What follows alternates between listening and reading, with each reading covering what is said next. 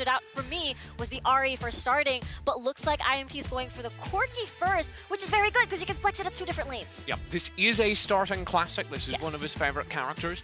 The other thing you're looking for over on Immortals is the Varus, which is still in the pick pool. Gume is one of the best Varus players in the world, certainly one of the best in North America. And there's some counter-pick focus as well. That Kha'Zix's one of Jundo's favorite characters, Yes. but also coincidentally one of Lebmont's best Yes. characters as well. So Yeah, these two teams very aware of each other. Quick picks here, back-to-back by JDG, forcing Immortals back on the clock, and it's just straight to the WRL special. Put something tanky in that mid lane that's going to scale and be annoying, that's going to allow the carries to get on in as we get later. And that does mean that we're going to expect Jojo to roam, to leave the lane on that Singed and be present in the top side, be present in the bottom side. Starting doesn't normally play that way. Could be tough. So yeah. my question is Starting going to either be able to match the roams or to do so much damage in that lane that you can't leave him alone? Well, Yeah, Jace just locked on in with Immortals here. Yeah, it's going to be scary, right? Because first of all, picking up the Singed early means that it will deter IMT from picking a lot of these dash champions because of the adhesive glue. IMT says, no, we need engage. We're going to pick up the Rakan still, and we're going to leave this with a very strong team fight pick so far in the draft.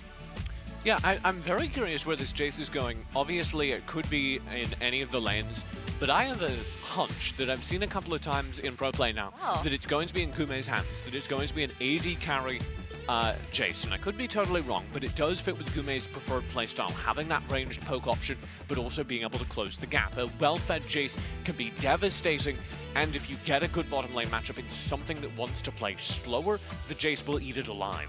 But the Varus might still be open, so there could be a Absolutely. big... You know, wave clear is very important for JDG for the WRL playstyle, so we still are not seeing that yet. But so far for the first 3 picks, with the Garen being locked in, this is very clear of the JDG special, which is, you know, Singdo going to be carrying, and the rest, the 4 picks from JDG is going to supplement and make sure that he finishes the job. And we're looking for either Ziggs or Varus in Yes. this final slot for JDG. Or Lux. When you draft a composition like this, you want very long-ranged dual lane carries that can knock people low, and then the Kha'Zix finishes them off. That's the 1-2 punch, and then most of your playmaking will come from the top side of the map, where we're still waiting on confirmation of what Lemon's running. It is probably this Garen, which would shift more focus than ever towards that bottom lane, towards Chuck.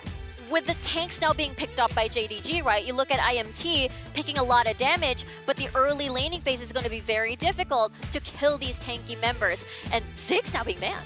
Yeah, Ziggs and Set banned. So IMT very aware of the playmaking potential of this bottom lane. Getting rid of it, that kind of redoubles my faith that this Jace is going towards the bottom side, but it can go both ways. Starting also plays Jace, so some real flexibility in the middle of this map. There's still a lot of mystery, right? Like, I mean, I'd even say that Lebmont could also pick the Jace, and there you go. That's the Varus being picked up for the wave clear. I will say, if you put Jace into Singed, I think that's crazy. I think that's an insanely bad matchup for the Jace. So I would expect that Jace to go down into the Varus or up top into the Garen, wins either of those matchups. Yeah, it's going to be very vulnerable, right? Because you're expecting JoJo to pick a Proto Belt first item, and then boom, you just die. Singdo's going to visit. Boom, Singdo's going to visit that lane. So now JDG, do you pick up the Thresh here? Because remember, Thresh and Varus, the most oppressive bottom lane, especially when it comes to the early game. And so far for IMT, a lot of setups. Yeah, damage. This still doesn't answer our questions because the Wukong is presumably in the jungle. So there it is. That doesn't answer any of our questions either. This draft for Immortals can swap 3 ways. I think it's Jace top, right? Yeah. It's Jace top, Wukong jungle, and Diana mid. But still, it could be either way. Carry. Yeah. But you really could flex this a lot of different ways. I think you're very likely right. But we will find out. Over on the JDG side, this means that they can't guarantee what matchups they're going to get. So they go for Old Faithful. No, not Steve Kangas' beard. It's the Thresh. Ooh, yeah. This is basically a very oppressive, again, bottom lane, Thresh, and the Varus. When we look at the versus, of course, the Corki's going to get chunked out a lot by this lane. All right, well, you see the drafts here, where your loyalties lie. Prediction time. JDG for me. They are very strong. Second seed from the WRL, no questions. We went over this earlier. I used my head for the predictions, my heart for everything else. Head says JDG. Heart says Immortals, baby! Come on, Immortals! Game 1 ready. And drafts locked in. The swaps are in. It is the way that we think it is. It will be the Diana in the mid lane. It's jungle Jace here. You don't. It's okay. I know how you feel. Yeah. I had the same feeling with... But you know what? I am here for stellar Wild Rift gameplay. Yeah. And if I'm very positive that JDG is going to be the one leading the charge in that. They pretty much took every single series almost undefeated. They dropped one game only to Rex, the Filipino representative. But JDG, I think even in their interviews afterwards when they were surprised by Rex's, you know, just boldness, especially the Rakan mid. Yeah. JDG's mission is to no longer drop, is to not drop another game in this entire group stage. Zello? A little bit of early aggression here from Zello. So, quickly talking about, you know, team comps and draft and everything. There was a lot of flexibility on the side of Immortals, really, in the draft. Lamont on the Jace jungle is not something that we see in this tournament, but it's something that he is very, very comfortable with. He played it 3 times in a row in the semi-finals and the WNS finals as well. So a pick that he's very, very comfortable with. And pretty much most of these champions that Immortals have picked as well, they're all very comfortable with, especially starting mid lane. Everyone's favorite streamer on the Diana. At least NA's favorite streamer. Yeah, NA's You gotta make sure we got other streamers from around the world. But for Immortals, I know there's some surprise from the desk about Lemont, Jace in the jungle, but you know, for those that follow the WNS, Lemont played that Jace jungle numerous amount of times throughout the playoffs. In fact, 3 of them during finals, as you called it out. And the other big thing is that WNS kind of specialized in the Jace jungle even after the original nerfs. Jungles like Type, even Tarzan and T-Tigers trying to perfect that as a favorite. But now JDG trying to pick off one of the newer members to the roster, Zello, the substitute from Cloud9 Baron. But Charm on this Rakan, getting the flash out of Chip. Yeah, good early aggression here by Immortals and good respect by Zello as well. I don't think he actually knows that Jingdu is here in the Baron lane, but now they will know. They will know that he's there now, but really real play by Zello, to be fair. Obviously, he lost a little bit of farm. He's 500 gold behind, but in the meantime, that means that Lamont can just farm up the jungle and Jingdu has to waste a little bit of time trying to get the pressure up in the Baron lane. For Immortals here, a lot of their early game power is in Lemont on this Jace. You have access to so much damage and tools and abilities to somewhat close the distance. It's not a traditional jungler where you have guaranteed CC like from a Sin Zhao or a traditional amount of mobility and burst damage from the Lee Sin. It is a higher, it's a more difficult champion to pilot. But Lemont is someone that has surprised everyone in NA from time and time again, even pulling out random picks. All right, I shouldn't say random pick, even forced into a situation where he had to play a Kai'Sa jungle because of an unfortunate misclick, and they still won with this game. And I think that's the big story here for this matchup, is Lemont was heralded as the #1 player from NA. So many people in the community has talked about he is the best player on the server. When he returned, he made an absolute force and showing.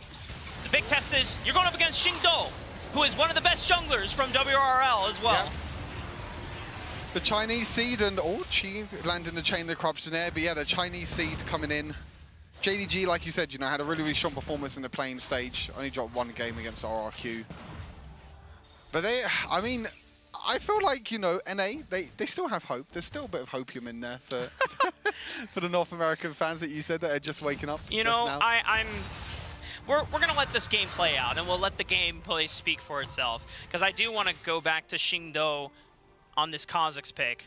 Throughout the WRL playoffs, had garnered a numerous amount of MVP awards, mainly on this pick as well. So the fact that Immortals were not able to take away the Kazakhs, it goes to show that saying, hey, Immortals are willing to face up against Xingdao's potentially best pick.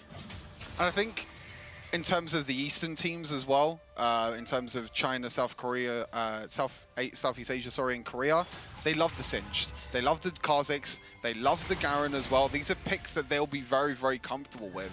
You know, the bans over to the side of Immortals was to do with the Riven, Camille, and Senna, but you're still leaving open a Singed. One of, you know, China, especially WRL, one of their most played champions. The same with Kha'Zix as well. So, you know, I think JDG will be happy with this draft overall. You can see that already, you know, with nothing happening in the game at all, they're basically at nearly 1,000 gold leads, and that's with no kills, no aggression or nothing like that. Yeah, surprisingly enough, JDG, after the flash burned on the Chia in the early lane by Charm, Charm has been able to follow Doki around the map. I got a chance to talk with Charm as well before the series, saying, I've just been trying to keep up pace in a lot of the scrim games with some of the best WRL supports. They have taught me so much similar to how Mana Fritze has been trying to learn as well. This is good though for Immortals. This is really, really good. They're going to be able to take the Rift Herald here. They do trade it for the Dragon, but now it's all about Lamont. You know, what are you going to use with this Rift Herald? You are giving up the Infernal Dragon, which is going to give you that scaling AD and AP over time, which for a comp like JDG as well, they do have quite a lot of good scaling with the Varus, with the Kha'Zix as well, with the Singe, who's going to be really, really annoying after he gets 1 or 2 items. But at the moment, this is pretty stable. This is, you know, this is good, you know, for all the NA fans back at home. This is, I think you'll be happy with this start. You know, nothing too crazy has happened. Like I said, it's just all about really how Lamont uses this Rift Tower. So all eyes are going to be on this Jace to see where he's going to move around the map, where he's going to be wave clear, where he's going to be clearing the jungle, and where he's going to be trying to focus down. Yeah, something tells me though that JDG is just more than fine going for the late game. They're fine taking the handshake. The fact that they got the Infernal Dragon early on, it adds to the scaling power and the full-on lethality potential of Xingdo's Kha'Zix. That is the big carry here. And we have seen mixed results from most of the other regions when they play the Kha'Zix. But when it comes out from a WRL team, whether it's JDG or Nova or even J-Team so far on the Kha'Zix, they make it look like one of the most broken junglers in the game. That's the crazy thing about it. I mean, all you have to do with Kha'Zix really is just scale. Once you get the evolved abilities, especially the first ability, the spikes, and also the leap as well when you're getting the resets, once you get them evolves, once you reach, you know, level 11, level 13, that's really where Kha'Zix comes online. And like you said, you know, the scaling for JDG, they'll be happy with this early game. They have the Drake for the scaling. And that's why I said it's really down to Lamont and it's really down to Immortals to try and find that little bit of an advantage that they can in the early game with this Rift Herald. Just seems like so much tension is being built up on the map before the first strike is being dealt. Charm with the roam, pairing up with Zello. It's going to be far more difficult to take down a full HP Garen at this stage in the game, even with only a Black Cleaver to boot. But this Garen is going to get even tankier and tankier as the game goes on. JDG still biding their time. Yeah, they're going to be biding their time. They're just going to be trying to stall as much as possible. Starting in a little bit of trouble in the bot side, but there you go. There's the Rift Herald use. They see the rest of JDG all rotating down, but it's quite far. Did it expire, or did he just use it there? I'm a little bit confused. I don't think it would have expired just yet. It's a little bit too quickly. We'll see if it can make its way through. Oh, JDG. You even see Immortals forced to flash, trying to guarantee the charge in, but JDG just overwhelmed the Immortals jungler and clean up first blood. The Mon just flashed forward, but I don't know why he flashed forward. I think it might have been a misclick or something, or, you know, it must have just, I don't know, it might be nerves or something as well. But Charm in the bot lane, they're going to try and kill another tank. Paired up with starting as well, but it's not enough damage on the JoJo. And the response from Doki, JDG are quick to punish the rest of Immortals. Xingdo being able to take down Charm. And Charm is doing really well with these roams. He's getting picks, but the problem is, it's on a Garen. It's on a Singed. You don't have a lot of damage this early in the game to try and take down these tanks. And now they've just given over a few kills over it. Now it's going to be getting even more, and Starting's dashing in. Oh, Starting will trying to outplay the skill shots, but he has nowhere else to run and already used the flash. He was dead as a doornail on that one. JDG, maybe this pick. Gume with the package, routing off Lemon. Can they get enough damage down? Exhaust slowing him down, but it's still not enough. Immortals just grasping at straws, trying to find kills in the early game. They're trying to find little advantages. They're trying to roam around. They're trying to get these picks. The problem is that JDG's comp is just way too tanky. It's so hard to break them down. It was Charm up in the Baron lane to start off with, trying to kill the Garen. Then he tried to rotate down to the bot side to kill Singed. You just can't kill them, you know? It's just so difficult to try and break through this front line of JDG. And all it takes is like one little misplay with Lamont in the mid lane as well with the flash, which I'm not really too sure what he did, and then with the Rift Herald as well. They do get the first tower of the game though, so it is a little bit of gold in Immortals' back pocket. And this was the concern that I had expressed for Immortals. With an early bridge like Jace, yes, you have some benefits later the game goes on, but you don't want to underestimate JDG with a composition that has a Kha'Zix that can become super lethal the later the game goes on, trying to interrupt the Rift Herald. Charm flashing forward with the two-man knockup off the quickness. It's not enough follow-up though. Immortals still just once again so close to maybe getting a kill, but JDG just clearly stronger in every interaction. Feels like they went on the same page there as well, really. You know, it was starting going in, then Charm went in. You know, they're going in individually. They're not going in as a team at the moment. This comes back to maybe they're not used to, you know, playing with each other. You know, these are two subs that have come in, you know, starting, and also Zello. Maybe they're still not on the same page. We've seen other teams struggle with it as well. You know, Game Lord and Buriram as well in terms of substitutes, in terms of, you know, I mentioned it before, you know, when it's so close to a World Championship final, when unfortunate events like this happen, it's difficult because you've been practicing all year with this squad, and then suddenly, right at the last hurdle, things happen. I mean, obviously, we had expectations that JDG were going to be the favored team in this matchup. JDG coming from the WRL second seed in a 4-2 victory for FPX meant that JDG were strong enough to take, you know, a couple games off of them. But IMT, it's not just being outmatched. You can see that there is some nerves happening. And for the outside looking in, if you've never seen Immortals gameplay before, it could be easy to chalk up for an outside spectator, say they're not playing, you know, JDG are just outmatching them every single way. And Immortals gonna have to step up their gameplay though. You know, maybe not expected to win the series, but it definitely doesn't seem characteristic of them based on the way they played in the WNS Grand Finals and the playoffs. We have to remember as well that this is, like you said, this is the WRL, this is JDG. This is potentially, in most people's eyes, the strongest region, and potentially the second best team in the entire tournament as well, even though they did have to come through the plains. All right, starting, looking for a Moonfall. Two-man knockup from Charm. But is the damage follow-up there? I don't think so. Ledmont can't get through the front line. However, JDG can't dive for too long, and Xingdo was the one that was left behind. It is Immortals' first kill on the board, but JDG still ahead by 4,000. Again, it's starting that goes in, and Zello that goes in trying to kill these frontline tanks, and the flash, great flash by Starting. Starting is able to hold on for long. Still has the barrier in case things go a little more awry.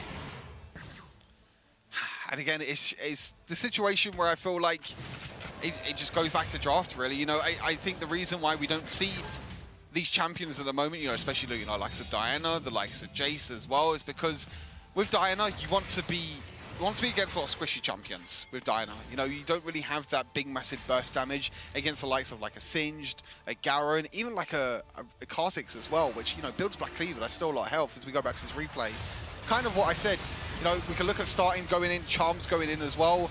But JDG, they could just tank up the tower completely fine. You can see the Garen, he's tanking up the whole tower. Yes, Xingdo does die in the end here as well, but it just shows how tanky this comp can be and how difficult it is for this Immortals comp to break through the front line and break through JDG. Yeah, I think for Immortals, the clear window that they were looking for, it's already passed. Like, we're 13 minutes into the game. JDG have been accelerated into the mid-game. They endured and they avoided any conflicts that were not necessary from Immortals. And Immortals did not get a chance to capitalize or even force an opportunity where they could find a lead. And now JDG, this is the part of the game where they get to thrive. This is where we saw them in the playing stage play so dominant, play so with so much control. They have the utmost protection in all these entrances of the Baron and in the Dragon Pit as well. And so Immortals, you are really just hoping for miracle plays and for JDG to get an arrow. Zello, I think he might have got a solo kill on the bot side. Here we go. Wait a minute. No way, Zello all the way from Oh, man. It was so close. Zello almost getting the 1v1 on the Lemon. It definitely would have surprised everyone. And unfortunately, just out of reach. Starting. Now Starting looking for his own solo kill. But JoJo, as you said before, too tanky. The exhaust as well. Protobelt flip, clips him out starting, tries to outplay it, can't get away from the members of JDG. Zello with the 1 versus 1 though. I mean, there's potential. You can see there. Yeah, there's some hopium in there. You know, the 1 versus 1. He didn't get the kill, unfortunately, but there's a little bit of hope. But now they're just getting picked apart right now. But I mean, like you said, with the WRL teams, they like to play a little bit slower. And the flash flip again. Wow. Oh, Lemon flashing forward. Okay, he cleans up one, but it's going to force the GA, and Xingdo finds a straggler in Charm, knows that he's isolated. Xingdo flourishing on the stage. And on the signature Kazakh as well, picks up another 2 kills. Beautiful there by Xingdo. Really working well towards the resets, has the upgraded third ability, which means he gets the jumps resets every single time he gets a takedown. 5, 1, and 3 at the moment on his Kazakh. So you can see across the board, there's pretty much goalies everywhere at the moment as we take a look back at the replay. I was we completely missed the start of that. I see you, Doki. He was trying to be fancy with it. He's seen some of the Threshes on the stage get that death sentence flash, and he's like, all right, I wanna add to my highlight montage reel. Doesn't find it, unfortunately. And JoJo as well on this Singed is playing so aggressive, so crazily aggressive, just flashing forward, protobelting forwards. But you can see that JDG, they're in their comfort zone now, like you said, you know, WRL, they're not known for this early game aggression, they're known for the late game scaling comps, they're known for these team fights and the way they play around the map, and this is exactly the sort of position that they want to be in. They've got a gold lead, they have all 3 dragons, and at this point of the game, like you said, you feel like it's a miracle that Immortals need to pull out. 8,000 gold ahead, they've routed off Zello. This time around, Lemon's got all of his friends. So there's no 1v1 outplay potential from Zello, despite what we saw a couple minutes ago. JDG, 3 dragons to their name, about to hit that 10,000 gold point of no return. The rest of Immortals now corralled under the safety of their tower, trying to hold on. Charm is starting, doing everything that they can, but JDG flexing all their muscles, flexing the power of the WRL. Gume manages to get out alive, but JDG still get control of the entire jungle. Yeah, Lamont's pushing up in the Baron lane. They're trying to get some gold into their pockets right now, but Xingdo on this Kazakh. This is a champion that you just cannot give over to him. He's doing so well at the moment, has 3 items, nearly 4 items. Oh, there you go, there's his 4th item. He had 4 items to his name now already after 17 minutes into this game, and it just looks too easy at the moment for JDG. They're just able to rotate around the map. They're able to find the picks that they need, the team fights that they need as well. And it just feels like it just all started off in the early game, really. Yeah, I will say, despite some of the early mishaps from Lemont, he is... Oh, he's gone. JDG says, what's up, Lemont? This is not your jungle anymore, buddy. This is our jungle. This is our rift. JDG maintaining full control of this game. And no jungler to contest from Immortals means that this Baron is absolutely free. That was like a pre-caster curse there. You was about to say something good about Lemont. You didn't get the words out, and then he just died. He just got one shot. JDG is like, hold up, what were you going to say about Lemont? Yeah. What were we going to say, Rafa? Relax, JDG. I've been applauding you guys because I know your strength, I know your power and the force that you guys bring to the table. JDG in completely dominating fashion. Maybe they gave up 3 turrets, maybe they gave up 2 kills. But starting even through this Moonfall, can't get enough damage to answer back against JDG. They're pushing in the Baron minions systematically, ever so efficiently. They're kiting all the way back. Doki going in. Flexing the muscles once again. Death sentence onto another one, and they're getting the resets down. Oh my god, Zello's gone. Charm finding knockup after knockup, but just not enough damage. Xingdo going golden, trying to answer back on the Lemon, but it doesn't even matter. JDG, a hell of a stomp against North America's representative. Very clean game from JDG. Immortals, they tried to bring the aggression in the early game, Charm with the roams as well, but JDG with they just knew what they needed to do, you know, right place at the right time. They were there for the counter engages. Jungle. Which was doing well at that point, like all the way up until like 7 minutes, and that's where the flash forward into the first blood, and then falling behind at 10 minutes, and then Mountainside sunset. Mountainside Orange sunset. Sky. Yeah, I see it, TJ. I see it. Is it sunset? Oh no, it's sunset, not dusk, dawn. It's dawn. You're right, in North America, it is dawn. Ah! The dawn of another game. Game 2 of this series. There it is. Thank you, TJ. Comedians today on the analyst desk at My Misery, and North American fans who are just waking up to see their #1 squad get bodied here by the #2 squad from the WRL. Again, I think we look at draft here, and one thing that you brought up, the Jace jungle, was something that I think maybe a little bit outdated, maybe something that we could be different here in the future. I mean, I would say the Jace jungle wasn't a problem, but my question would be